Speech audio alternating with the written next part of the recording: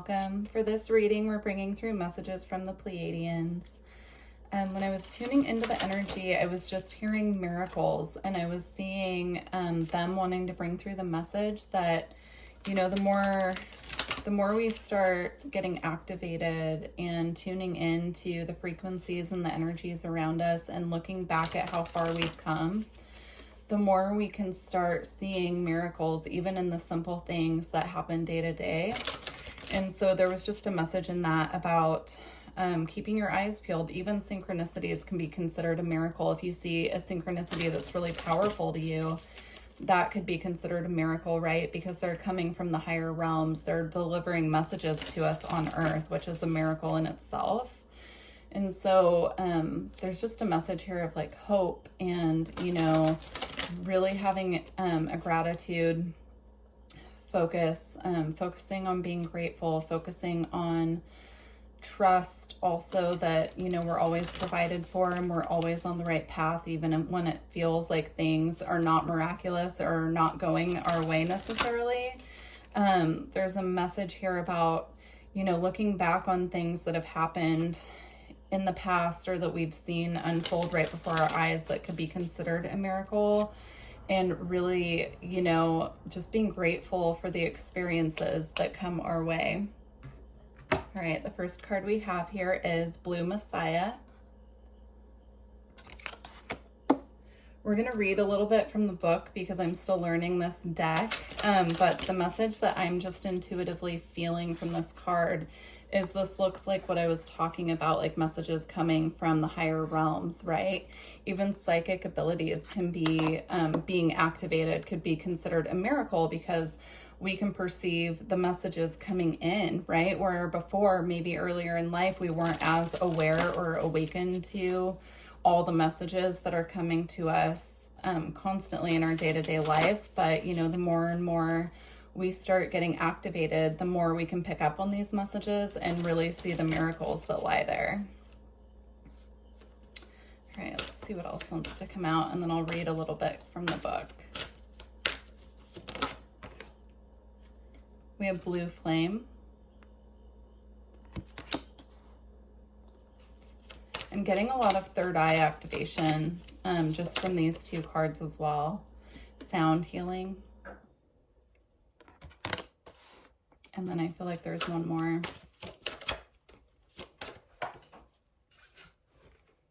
Nature's wisdom. Yeah, I'm getting strongly from this card as well, like tuning into the miracles that happen in nature. You know, really, one of my favorite things in the springtime is just to watch what the flowers go through in my garden when they're getting ready to bloom, when they're just coming back to life. But even that in itself, you know, if you watch closely enough, is a miracle. Watching the work that the bees do to pollinate, and other pollinators as well, but they're focusing specifically on bees and how miraculous it is, all the work that they do. And then we have these beautiful flowers that grow as a result. So let's read just a little bit for each of these. So we have Blue Messiah. It says, the spiritual journey is individual explorations into the light of our own deeper truths. That's so beautiful. And that really connects here again, like discovering the miracles that lie within us, right?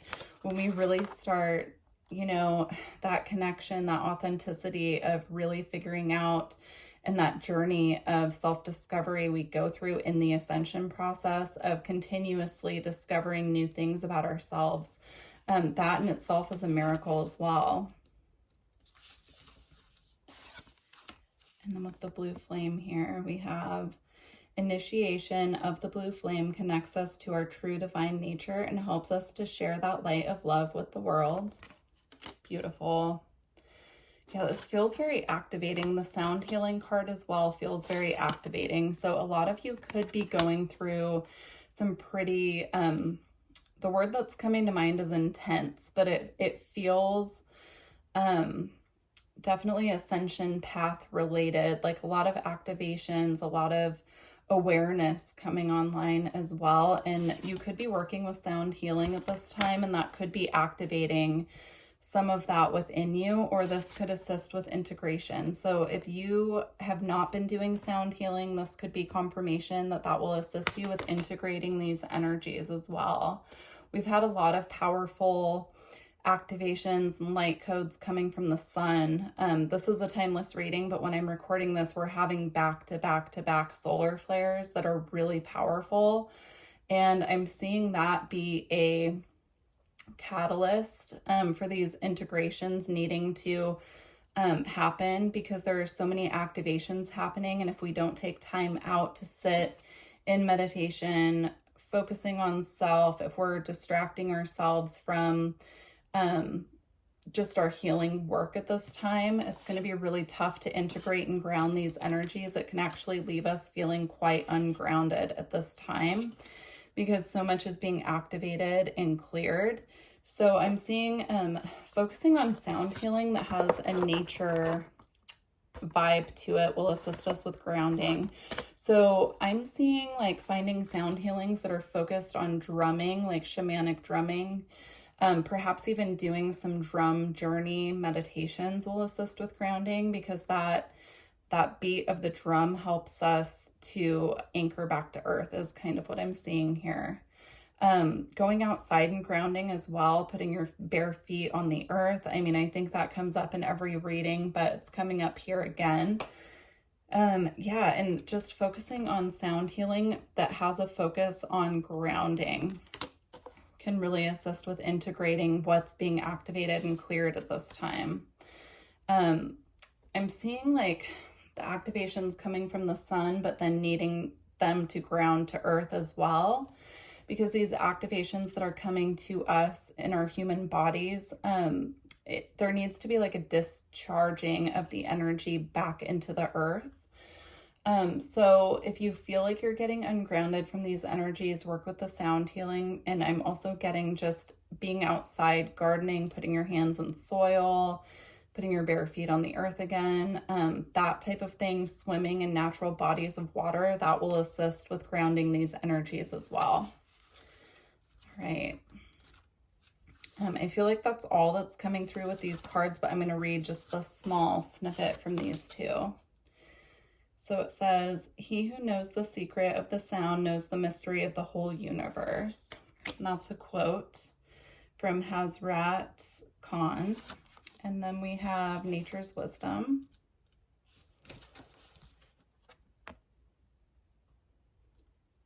Allow the song of Mother Earth to nourish your spirit and open gateways to love. That's so funny, because I was connecting this to sound healing without knowing that that was the wording on there. So yeah, again, the nature connect to Earth's song through sound healing. That's beautiful.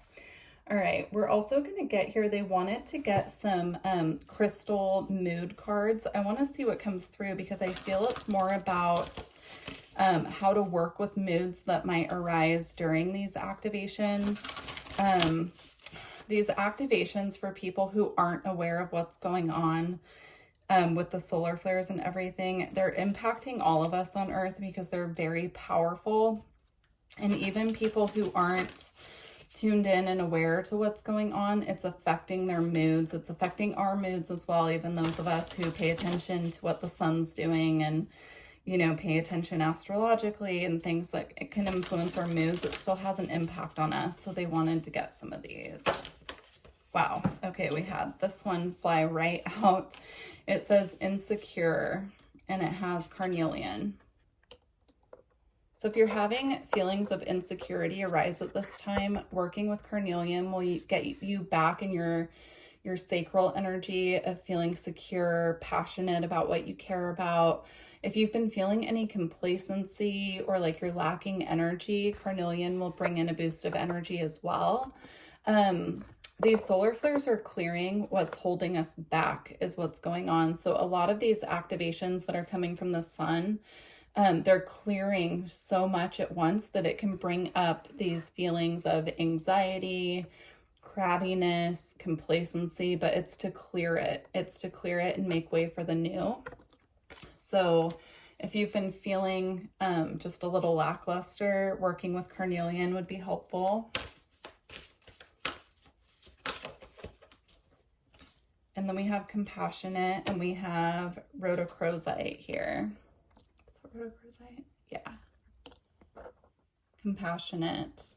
So if you feel like you've been lacking compassion for yourself or for others, for humanity in general, working with rhodochrosite at this time will assist with that healing that needs to take place within the heart chakra to clear those feelings.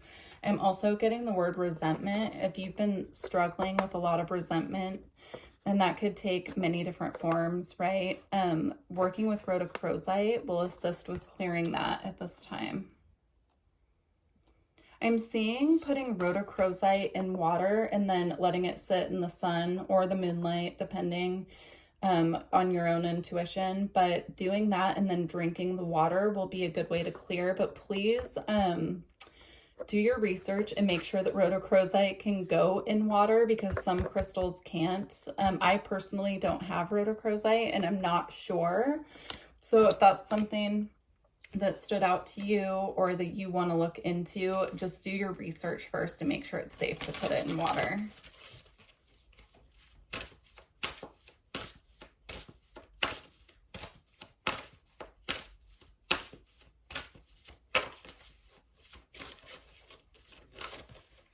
Okay. Oh, look, you can't make it up. Resentful just came out. So resentful, we have green tourmaline here. I'm going to read this one. They're guiding me to read it, so I'm just going to read what it says. Resentment stems from the feeling that something is unjust or from not feeling fully appreciated. It can taint our ability to experience true happiness. Past pains and bitterness may keep bringing us back to the place of old wounds rather than appreciating the present as an opportunity to create new and positive experiences. And it's green tourmaline on this card. So if you've been struggling with feelings of resentment and lacking compassion, I feel using these two together would be a really good combination. But resentful also came out with hopeless. And here we have Galena, which I'm not familiar with, but I'll hold it there so you can see the word. Hopefully it's focusing. I'm going to read this one as well. I feel like a lot of us are struggling with these deeper emotions at this time that are being purged. It's a purge is what I'm seeing. It's a purging of these feelings that are heavy, right? And need to be cleared.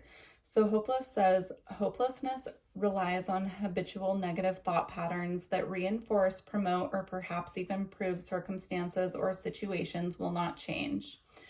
Hopelessness isolates and disconnects us from the source of creation. When we feel hopeless, we feel lost in the world and we do not know where to fit into society or community. So if you're struggling again with hopelessness, I'm also seeing blue lace agate help with this. It didn't come out of the deck, but I'm seeing that very clearly. So working with blue lace agate, if you can't find this crystal here, because I've honestly never even heard of this one. If you can't find this and you are struggling with hopelessness, they're saying you can change it for blue lace agate, which is pretty easy to find. On the bottom of the deck, we have accepting. With amethyst here. And what I'm seeing here is that getting into a state of accepting the things that we cannot change, and really clearing these patterns of, you know, looking back can serve us, you know, just like I was talking about, like reflecting on the miracles that have happened. But there's like a ruminating on the past feeling coming up with this accepting card, where we want to clear that. We want to accept what we can't change so that we can move forward on our path and, you know, relax into accepting what we can't change and knowing that there are brighter days ahead, trusting that there's a plan, trusting that what's meant for us won't pass us by. And so we don't need to ruminate on the past and, you know, it's almost like this, like, grass is greener energy, but if we're really grateful for what we have in the moment, the more of that can flow into us, is what I'm picking up. All right, I'm going to get a Gateway of Light activation card. Got two. So we have Hathor Light Codes, Light Immersion, Full System Upgrade, Power Recall. Again, this is confirmation I'm feeling about the codes coming from the sun and how important it is for us at this time. It says power recall. I'm feeling these codes are coming in to clear what's keeping us from our true power and our ability to call back our power to us where we could have given it away in the past.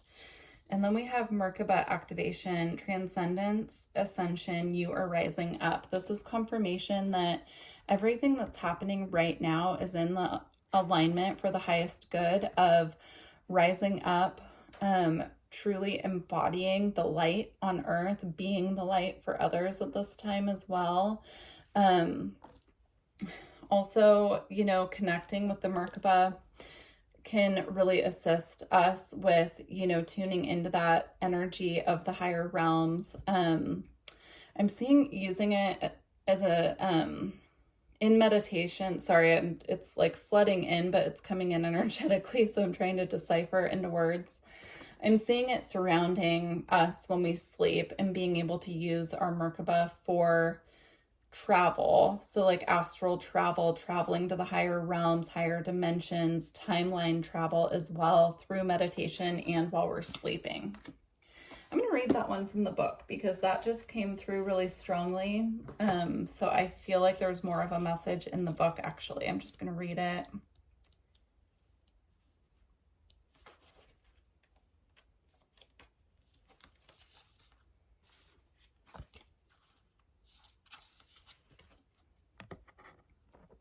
You're raising your vibration and becoming magnetic to the presence and wisdom of light.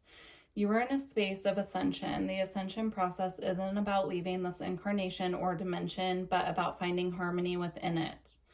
All of the attention, love, and care you have been giving to your body are supporting your spiritual journey. A powerful gateway is surrounding you now, allowing you to connect with the divine matrix of ancient wisdom. It's important for you to be aware of information, energy, and downloads you are receiving, for all that's coming through is supporting your expansion. You are moving up a level. It's time to fly high. That is really beautiful. This page number here is 111. And I actually started this reading at 1:11 p.m. when I started recording, and I made a note of that because I had a feeling it was connected to what was going to come through. So that's just confirmation.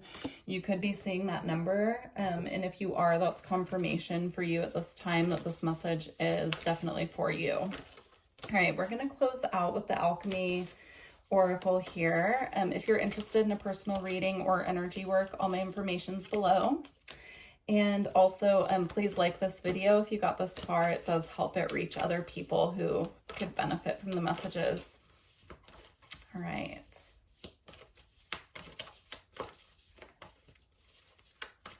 All right, closing message for this reading. There we go.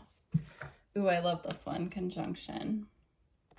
All right, let me find it in the book.